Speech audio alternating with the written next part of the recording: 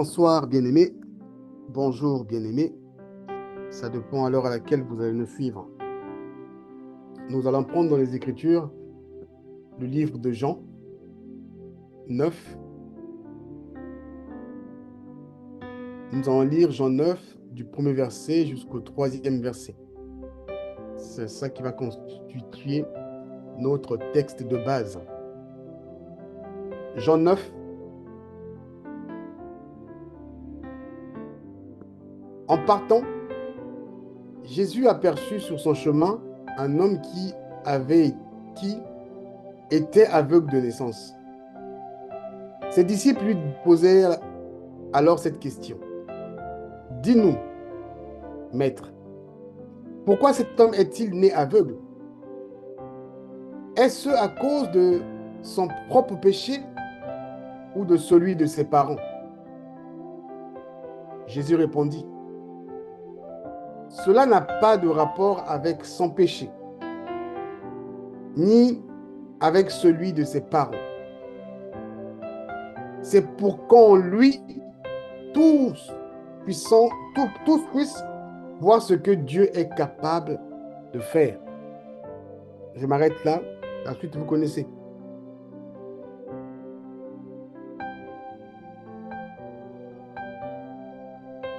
Bien-aimés,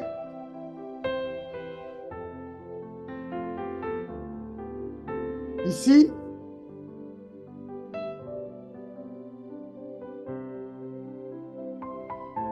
on nous parle de la situation d'un homme aveugle.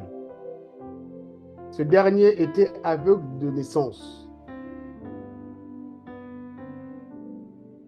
Il a rencontré le maître. Les disciples ont posé la question au maître.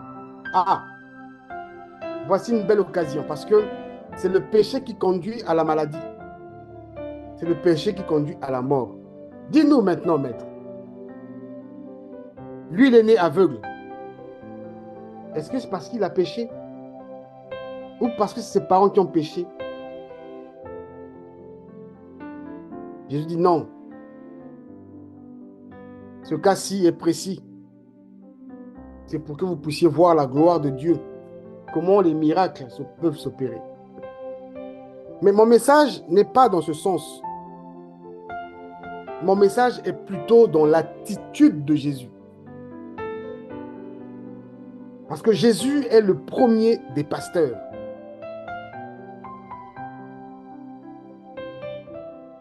Si je ne me trompe pas, pour la première fois que le mot Église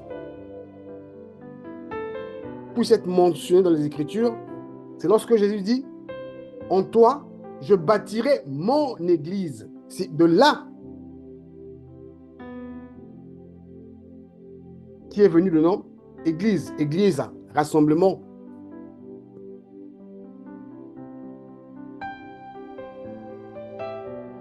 Et lui-même étant le maître de l'Église, le premier pasteur de l'Église, ici, il nous montre son attitude. Jésus, lorsqu'il guérissait, je parle quand il était sur terre, lorsqu'il guérissait, d'après les Écritures, il ne se vantait pas. Il y a d'autres qui disaient, ne dites rien, allez-y, calmez-vous, allez là-bas.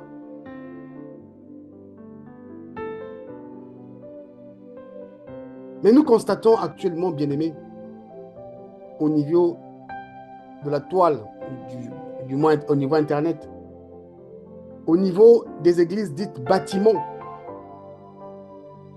moi j'appelle ça des pseudo-pasteurs, des églises de sommeil, qui pointent souvent et régulièrement du doigt, qui divisent les familles, parce que une personne, un fidèle ou une fidèle de l'église développe un certain comportement ou une maladie. Tout de suite, on dit, ah, c'est ton oncle qui est dans l'histoire. Tu n'arrives pas à te marier parce que ton père est dedans. Tu n'arrives pas à faire ça parce que... Et ce sont les premiers à pointer, à accuser sans fondement. Et bien aimé, ici, en observant l'attitude de Jésus, c'est tout le contraire.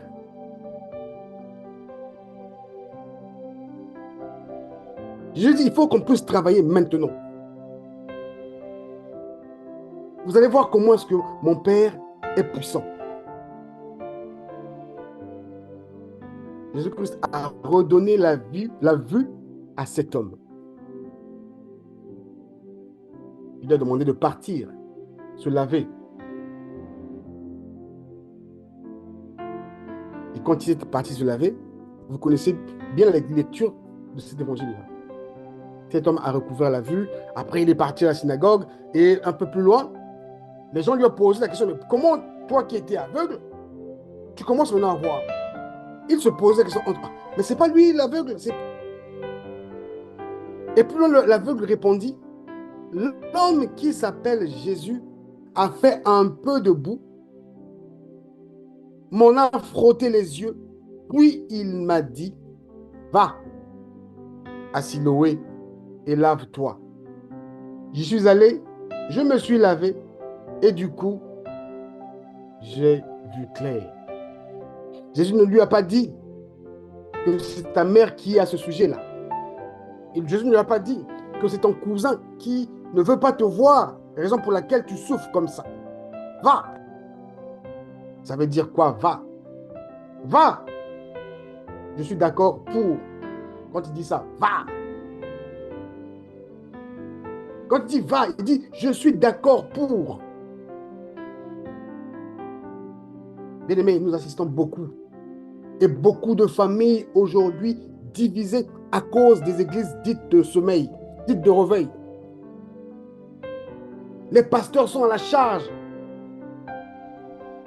Au lieu de parler de la parole de Dieu, pour enflouer leur caisse, ça accuse d'autres personnes.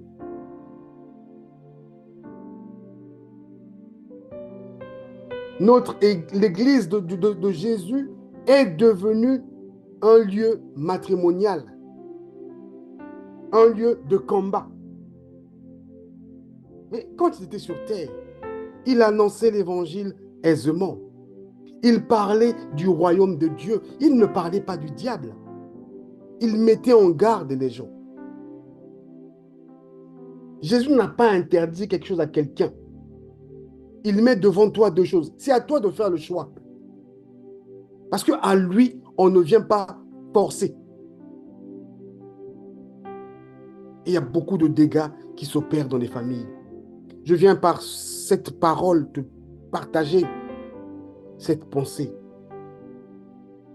N'incrimine pas le diable. N'incrimine pas ton oncle par rapport à une situation que tu vis, par rapport à une maladie, par rapport à certaines choses que toi tu développes dans ta vie. N'incrimine pas.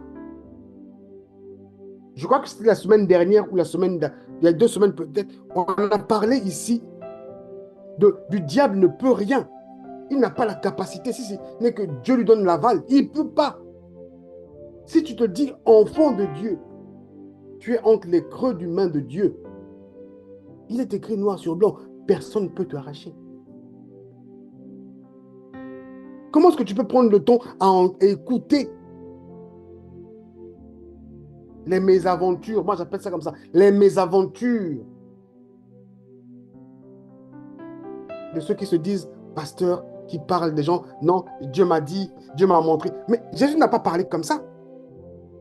Lorsque je prends le temps de lire les Écritures, mais je ne vois pas là où Jésus dit, ah, toi Pierre, mon Père m'a dit que toi tu es comme ça. Mais moi, je n'ai pas vu. Nous recevons des visions tordues des autres. Mais qui est au final votre maître? Qui est au final, je dis votre maître parce que mon maître ne m'a pas dit ça. Qui est au final ton maître? Si Jésus est ton maître, comme il est écrit, allez par toutes les nations, annoncez la bonne nouvelle. Ne retronchez pas, ne rajoutez pas. Annoncez, comme lui-même il est le maître, il dit, je ne fais que ce que j'ai vu de mon Père. Nous aussi, nous ne devons dire et faire que ce que nous avons vu de lui. Je peux vous prendre encore un autre exemple.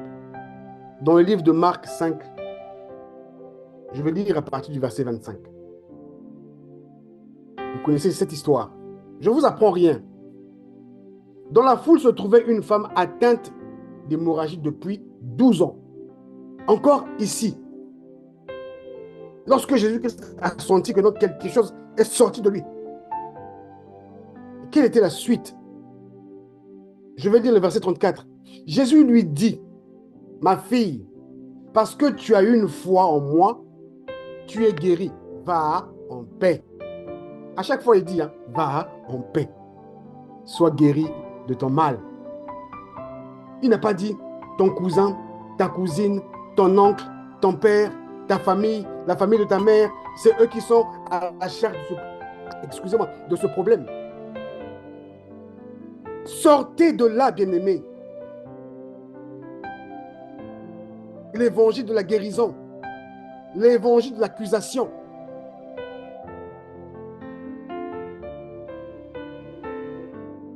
Nous avons parlé ici du caractère. Nous développons parfois des caractères qui sont néfastes, des comportements, des problèmes d'éducation. De fois, on attribue ça au diable, mais il est pourri pour rien. On ne fait que accuser parce que nous avons entendu des messages d'accusation. Ce n'est pas nous, c'est lui. C'est lui qui fait que ton mariage ne soit pas stable. Mais tu ne te vois pas toi-même. Mais l'attitude du maître, le maître, il voit le problème. Le maître, il apporte la solution au problème.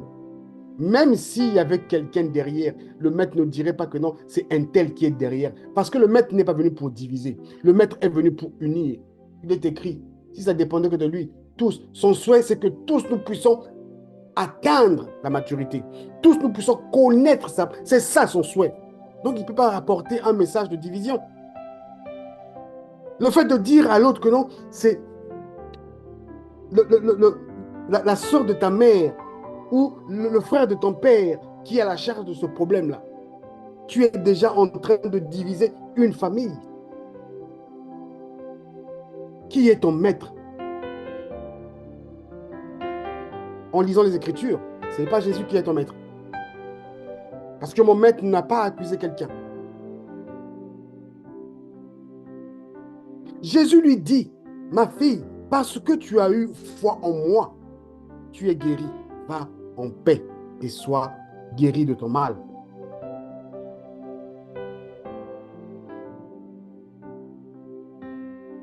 Jean 8, on va dire le verset 11. Vous connaissez encore cette histoire de la femme attrapée en flagrant délit d'adultère. À d'autres époques, on dirait que elle a les esprits d'eux. Elle est l'esprit d'eux. Elle est animée de l'esprit d'eux. Je vais juste prendre la partie du verset 11. Lorsque le maître lui pose la question. Qu'est-ce qu'elle dit? Personne, Seigneur. Personne, Seigneur, lui répondit-elle. Alors Jésus reprit. Je ne te condamne pas non plus. Encore ici, va. Je suis d'accord. Mais ne pêche plus. Je ne lui ai pas dit, c'est à cause de ton cousin, c'est à cause du péché de ta mère que tu te retrouves dans cette position. Il y a une chose que j'ai observée en lisant notre texte de base, lorsque les disciples lui ont posé la question. Est-ce à cause de son propre péché? Il était bien aveugle. Il avait aussi des péchés. Parce que la réponse de Jésus est claire. Jésus répondit, cela n'a pas de rapport avec son péché. Donc c'est un homme qui n'était pas pur. Il avait des péchés ou il a un péché. Le sujet est ailleurs. Nous sommes nombreux à vouloir chasser un démon. Or, le problème est ailleurs. Les familles sont divisées aujourd'hui à cause des églises de sommeil. Chacun veut prouver à l'autre. Mais le maître des maîtres, quand il guérissait, des fois il parlait en douceur. Non, vas-y, ne dis à personne que c'est moi qui t'ai sauvé. C'est nous, on allait prendre des caméras. Ah, il faut qu'on démontre. On voit des pasteurs embrasser les filles. Non, il faut que je retire en toi l'esprit d'impudicité. Laisse-moi t'embrasser d'abord.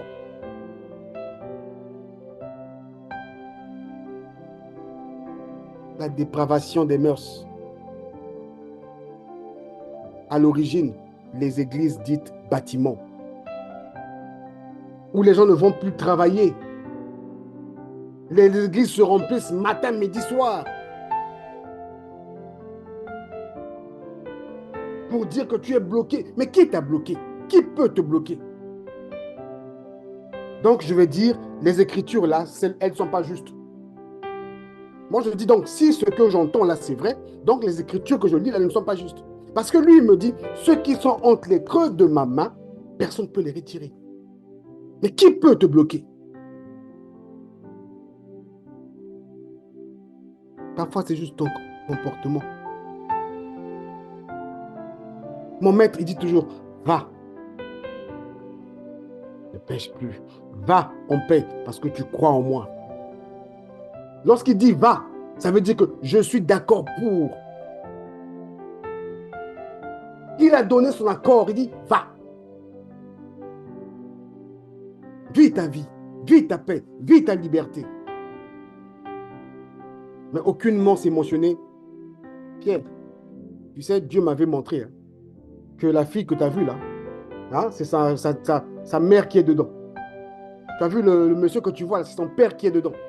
Il a hérité de la colère de son père. Il n'a divisé aucune famille. Il n'a divisé aucune famille. Mais les pasteurs de sommeil divisent les familles. Ils ont fait de leur église, même l'hôpital, là où les malades ne vont plus à l'hôpital, ils passent leur temps là pour prier, mettre de l'huile, de mettre. Mais il n'a pas fait ça.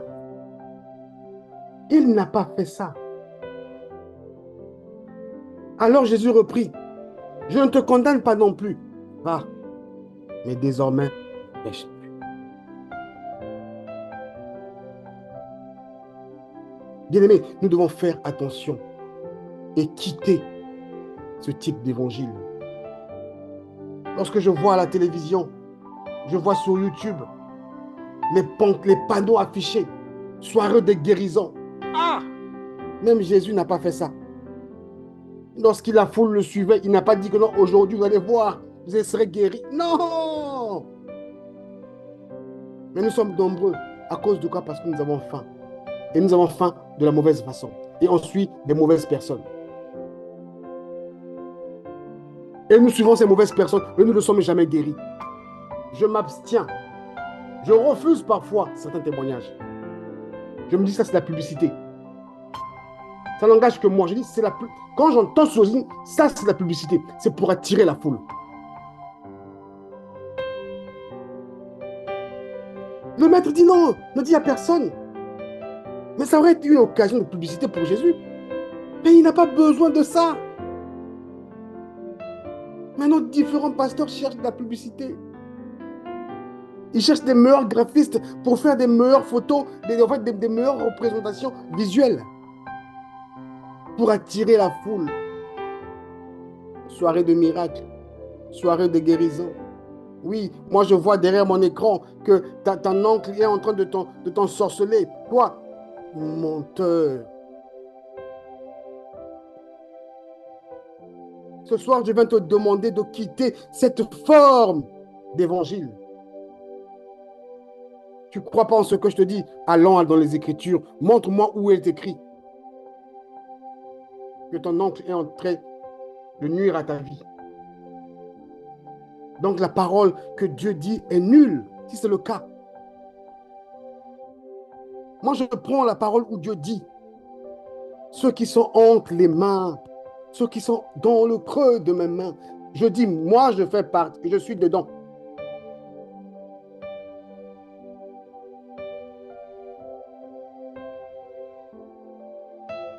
Pourquoi accuser les parents? Pourquoi diviser des familles?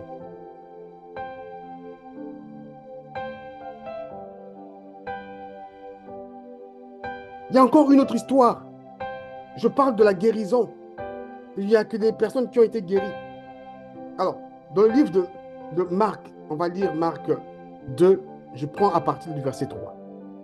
On lui a amené un paralysé porté par 4 hommes. Vous connaissez cette histoire? Je vais sauter un peu. Lorsqu'il vit quelle foi ces hommes avaient en lui. Tu veux être guéri? Mets ta foi en Dieu. Mets ta foi en Dieu. Jésus dit au paralysé, mon fils, tes péchés te sont pardonnés. Prends ton lit, va chez toi. À la piscine de Bethesda, qu'est-ce qu'il a dit à cet homme? Lève-toi, va. Je te donne l'accord.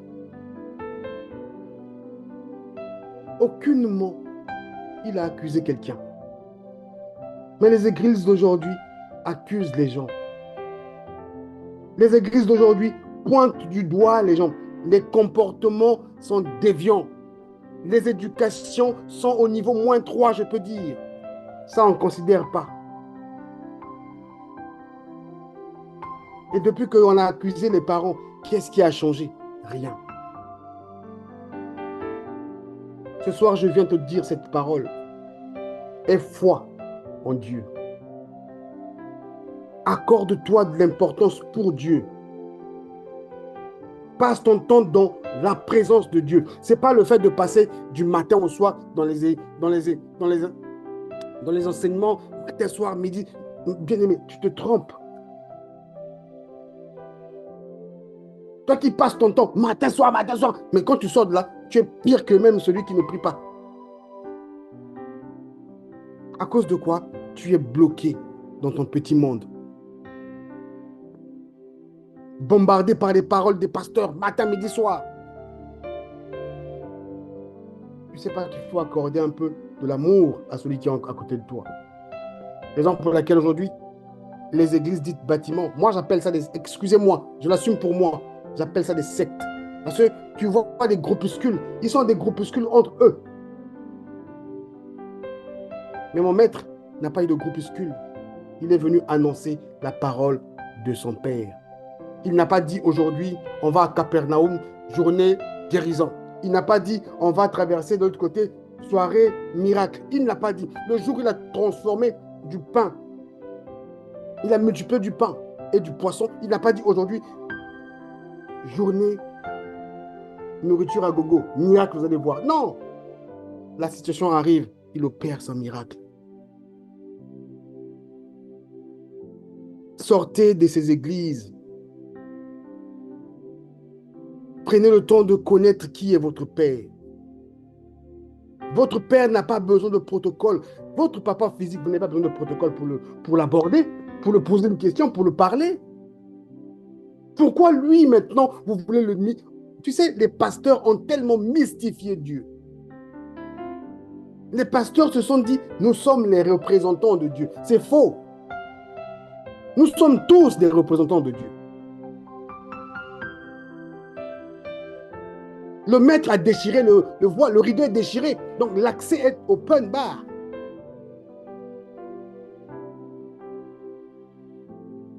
Le maître dit, va. Personne ne te bloque.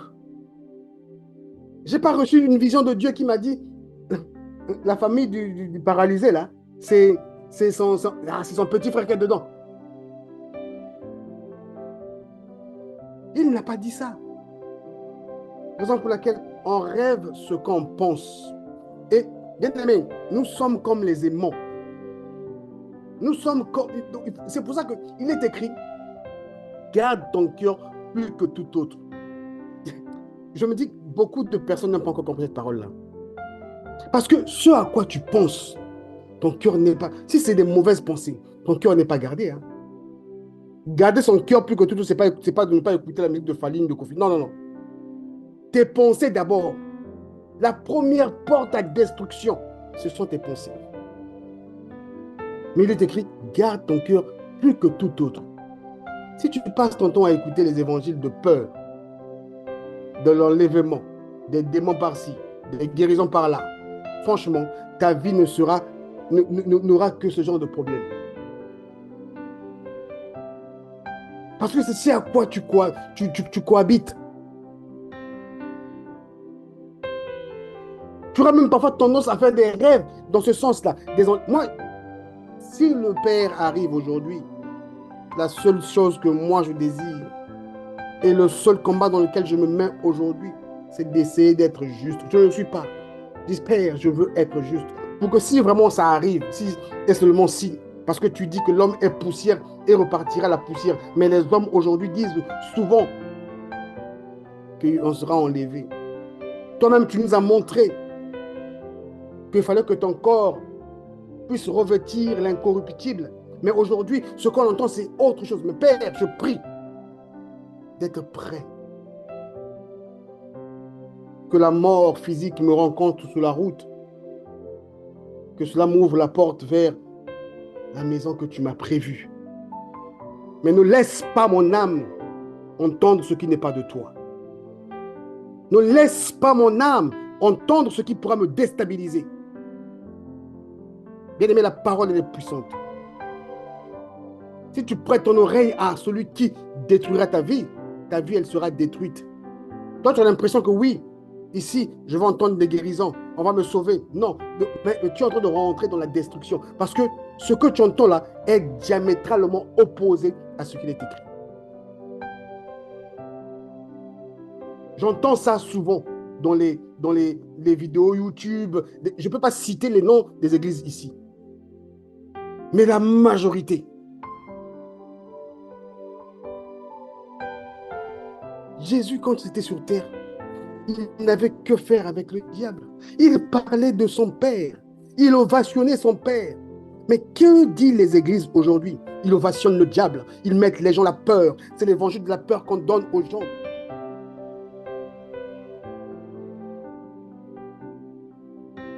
C'est tes parents qui te... C'est la famille de ton père qui te...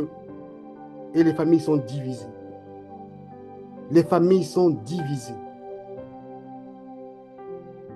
C'est pas ça le message de l'évangile. Si Jésus-Christ est ton maître, toi, pasteur, si tu prends le temps de m'écouter, annonce l'évangile de Jésus-Christ. Il n'a pas divisé aucune famille. Il n'a pas divisé aucune famille. Il a reçu plusieurs cas qu'il a traités en toute intelligence et sagesse. Même les personnes qui ont été guéries ne savaient même pas pourquoi ils étaient guéris. Ah, mais au final, mais je suis guéri, d'accord, mais au final, mais qui me faisait ça? Il n'y a personne. Des fois, c'est Dieu lui-même. Il veut démontrer sa gloire en toi. Mais toi, tu es perturbé, tu es distrait par des messages que tu écoutes. Réveille-toi de ton sommeil. Évite les programmes de soirée de miracles. Dieu n'attendra pas une soirée pour te guérir. Il y a des témoignages bien aimés. Il y aura un jour, on en parlera.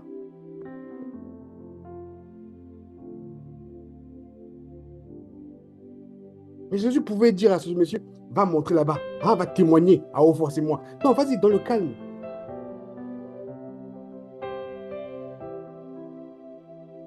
Va. Les hommes cherchaient même Jésus. Un peu plus loin, il est écrit, au verset 12, il est écrit, et lui demandèrent-ils, où est-il? Le gars, il répond, je n'en sais rien, répondit-il.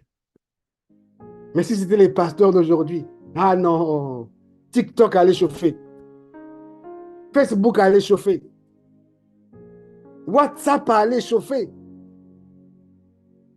La distraction. L'évangile du maître n'est pas partagé, mais c'est la distraction. C'est la distraction. Ceux qui veulent prendre la place du maître. Notre maître, quand il guérit, il ne parle pas. Il est silencieux. C'est les œuvres qui parlent à sa place. Pasteur, agis comme le maître. Ne divise pas la famille.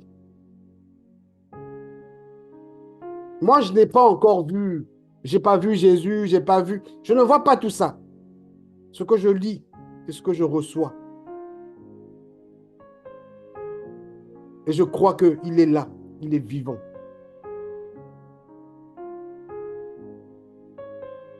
Seigneur, je prie que ta parole puisse retentir dans nos cœurs et que cela apporte un changement en nous. Que seule la paix de ton nom puisse régner en nous. À toi la gloire au siècle des siècles. Amen.